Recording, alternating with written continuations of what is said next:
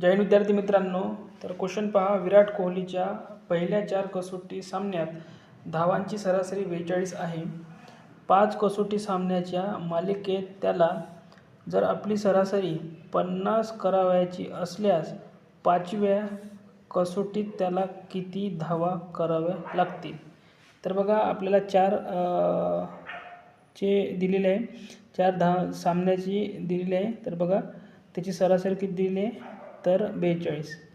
तर आपण काय करायचं, 4 गुणिले 42 करायची, एक 5वी काढायची म्हणून x घ्यायचं आणि खाली काय घ्यायचं, 5 घ्यायचं. बरोबर 5वी काढायची म्हणून आपल्याला सरासरी 50 करायची म्हणून 50 घ्यायची इथं. ठीक आहे. तर हे 5 इकडे चालले जाईल, म्हणजे इथे काय होईल, 50 गुणिले 5 होईल आणि इथे 42 गुणिले 4 केले तर हे 168 होईल, प्लस x होईल. हा 168 इकडे जाईल.